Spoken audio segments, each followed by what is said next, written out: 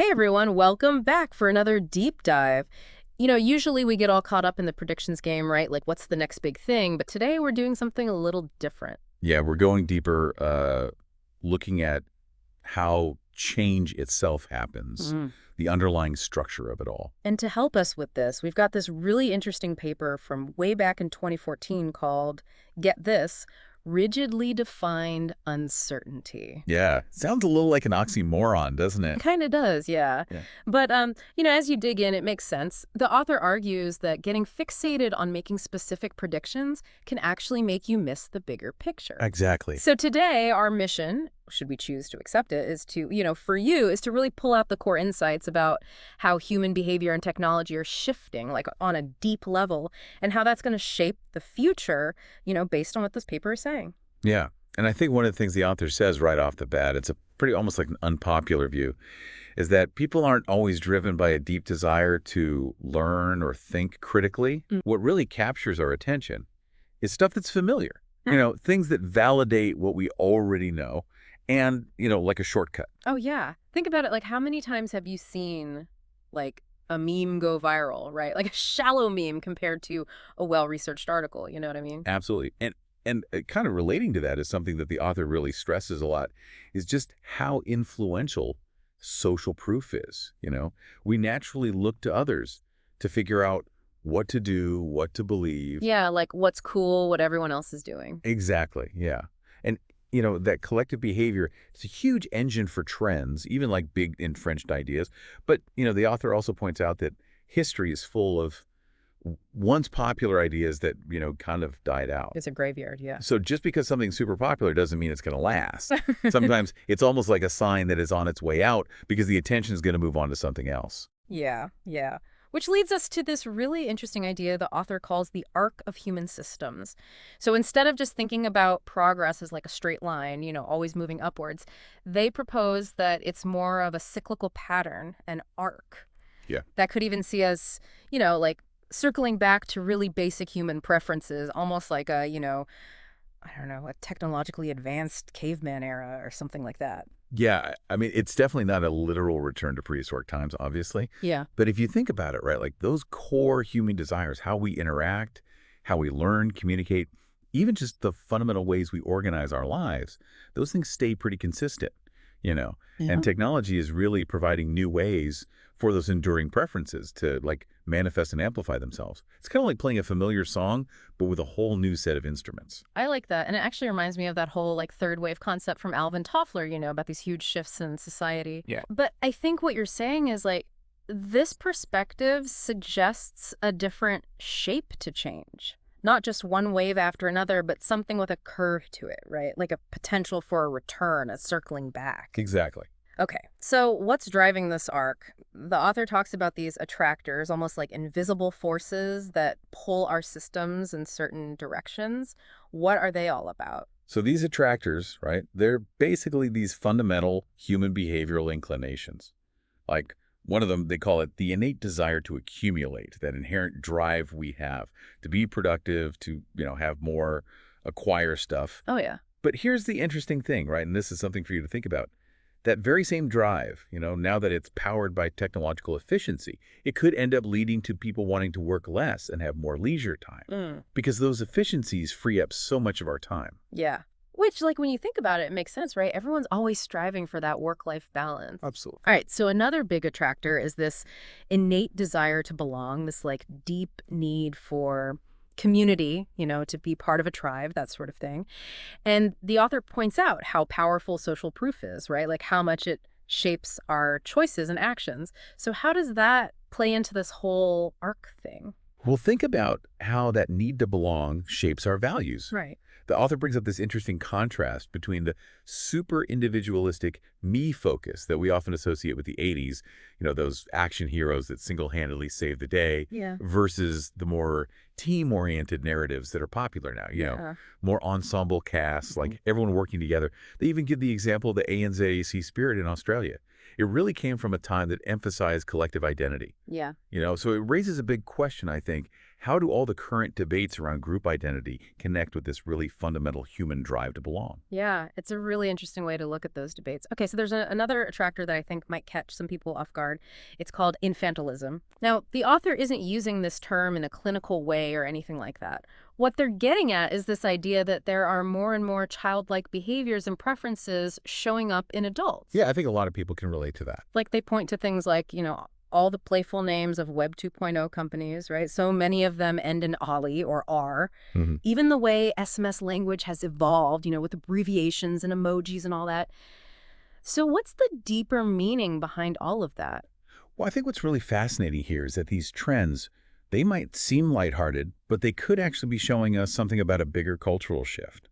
The author also mentions the huge popularity of gaming among adults, the way infographics often use storytelling to make data more appealing, the enduring success of reality TV.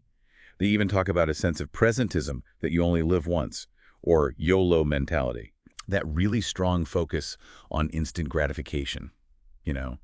So it makes you think, are these things just superficial fads?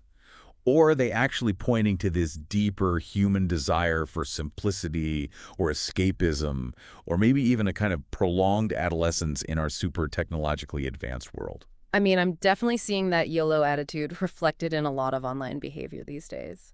Okay, so a couple more attractors to go over here. We've got solution bias. Right, which basically means you're looking at the future through the really narrow lens of your own expertise or your current set of tools. Yeah. The author uses the analogy, if all you have is a hammer, everything looks like a nail. Yeah. And, it's a really crucial point to keep in mind when you're thinking about future trends. Be careful about predictions that are solely based on one specific field or technology. It's like that tunnel vision thing. Exactly. And, lastly, we have neophilia, which is this innate human attraction to novelty, new experiences, but of course balanced by our need for familiarity and safety as well. Yeah. It's that constant push and pull between being excited by new things and wanting to stay within our comfort zone. Totally. So we've got all these fundamental human tendencies acting like magnets, shaping the direction of change. Now, how does technology fit into all of this? The author seems to see it as both something that enables these desires and also a force that actively shapes the entire system itself. Right. And one of the key distinctions to understand here is the difference between synchronous and asynchronous technology. Think about how drastically the internet changed communication by making almost perfectly asynchronous exchanges possible. You can send a message, you can access information whenever it's convenient for you, unlike a phone call where both people need to be there at the same time. Oh, yeah. And the same principle applies to how we buy things and use services online. It's all about on-demand access, whenever you want it. And then there's this other really interesting concept, ephemeralization. So it's this shift towards valuing experiences and access over physically owning things. And the author uses music as a great example. We went from owning vinyl records to tapes to CDs, and now it's all about streaming, right? Like you have access to this massive library in the cloud, but you don't actually possess the files themselves. So what are some of the bigger implications of this trend? Well, if you think about it, it really ties into the whole rise of the sharing economy and this idea of collaborative consumption, like renting cars by the hour or borrowing tools from your neighbors instead of buying them yourself. It's this growing preference for temporary access over owning things outright. The author also brings up this idea of disintermediation, which is basically cutting out the middleman, something that technology makes easier and easier all the time. And there's some really powerful examples of this, like the impact Napster had on the music industry, or how social media platforms could completely transform the way news is distributed. So we've got these underlying human attractors influencing how we use and adopt technology, and then technology in turn is reshaping the systems we live in. So let's go back to that caveman era idea. How does the author illustrate this arc, like with specific examples? So this is where it gets really interesting, I think. Let's take communication as an example. Yeah. The author describes how it's gone from these intimate one-to-one interactions, like around a fire, what they playfully called caveman communications. Then we moved to this mass broadcast model with television. And now we're kind of swinging back towards more immediate, personal, and often fleeting forms of communication, like Snapchat. Yep. As they call Snapchat, new cave age. It's like a return to a more direct connection, even though it might be temporary. But now technology amplifies it so that it can potentially reach a much wider audience. Yeah, so even though the tools have changed so dramatically, that underlying human desire for connection, whether it's intimate or broadcast, it never really goes away. It just finds new forms. Okay, what about entertainment? I think we see a really similar pattern there. Starting with live in-person performances, caveman entertainment, as the author calls it. Then came mass-produced entertainment like movies and TV. Right. And now we're moving towards on-demand, personalized, and often ephemeral entertainment like Spotify, Mm. which they call Spotify New Cave Age. Okay. And, we're not really building up these huge physical libraries of media anymore. Instead, we just access what we want when we want it. And it almost echoes that immediate in-the-moment quality of those early forms of entertainment. And how does this whole arc concept apply to like family structures or our sense of community? Well, the author suggests that we've moved from smaller, geographically defined tribes to these bigger national identities, and that we might be heading towards a kind of fragmentation back into smaller, more specialized tribes that are formed around shared interests online. Think about the power of niche online forums or communities that revolve around specific hobbies. It's that human desire to belong to a group, even though these groups aren't bound by physical location anymore. Yeah, I can definitely see that with how people connect and form communities in the digital world. What about how we buy and consume stuff? Well, there, the arc goes from directly getting resources, like hunting and gathering, Right. then to mass production and consumption, and now it might be swinging back towards this desire for more natural artisanal products and really personalized, on-demand ordering. Think about the farm-to-table movement or how easy it is to order exactly what you want online, often from smaller producers. It's Yeah. like a return to a more direct connection with the things we consume, but with a technological twist. And lastly, how does this arc show up in learning and education? So the author says that it's been this shift from really direct experience-based learning, like apprenticeships, then to this more industrialized model of formal schooling. And now it might be moving back towards these more personalized and natural ways of learning that are powered by technology. Things like MOOCs, online tutorials, peer-to-peer learning platforms. It's like going back to a more hands-on approach to learning, but with all these new tools to help us along the way. So we're seeing this recurring arc in all these different parts of our lives, but what are some of the potential consequences of this caveman economy? What should we be watching out for? Well, the author identifies a bunch of potential outcomes, both negative and positive, and some that are kind of neutral. One of the concerning ones is what they call the virus in the vein. It's basically the increasing risk of a major internet disruption and how much damage it could do given how reliant we are on this interconnected infrastructure. Yeah, that's definitely a scary thought, especially given how hyperconnected everything is these days. What else? Well, another one is widespread disintermediation, which could lead to a lot of those traditional intermediary roles just disappearing. And then there's authenticity and transparency, Hmm. which is interesting because it might actually end up eroding our privacy in a big way. Yeah. Since people are so willing to share more and more of their lives online, to get validation and connection, the author even talks about it as a kind of self-imposed virtual panopticon. Yeah, I mean, trading privacy for connection is a pretty complex trade-off that I think a lot of people are struggling with. And you mentioned another property, the end of responsibility. What's Yeah. that about? Right, so the author's suggesting that there could be a decline in personal accountability. Maybe this is showing up in things like the whole YOLO mentality Mm. or the way people chase viral fame without thinking about the consequences. Yeah. They also talk about vigilantism, the rise of these online mobs and trolls that basically appoint themselves as the judges of what's acceptable behavior, and it can easily lead to these online witch hunts. Oh, we've definitely seen a lot of that lately. But are there any potential upsides to all of this? Yeah, definitely. So some of our more neutral or even positive outcomes include things like localization and ubiquity, where technology can allow for both deeply personal and localized experiences alongside global reach.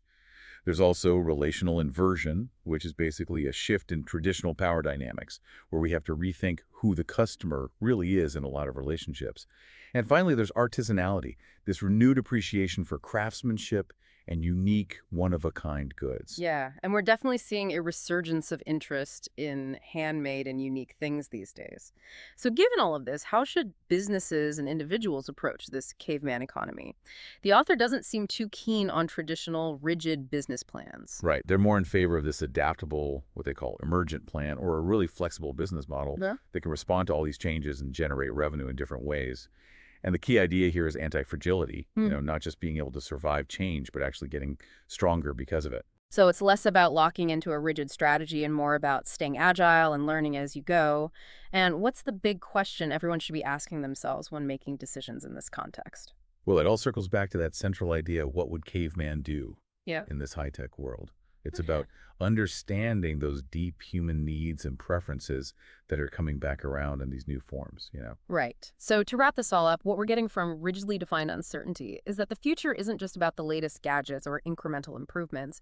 It's about this deeper return to fundamental human desires and how those desires are amplified and reshaped by technology, creating these really interesting cyclical patterns in the way we live, interact, and consume things. Yeah, and one last thought I want to leave you with. Take some time to think about how these caveman era defaults are affecting your own life, your work, your interests. Instead of just paying attention to those surface level trends, trying to figure out what the deeper human needs and behaviors are that are driving them. Understanding this whole arc idea, I think you can give you a fresh perspective on what's happening right now and maybe even help you understand the near future a bit better. Even though it's still uncertain, it's less about trying to predict every little detail and more about grasping those fundamental forces that are at play. So much to think about. Well, thanks for joining us for this deep dive. We hope it's given you a new way to look at the world, and sparked some curiosity for you to keep exploring these ideas. Yeah, absolutely. Until next time. Take care.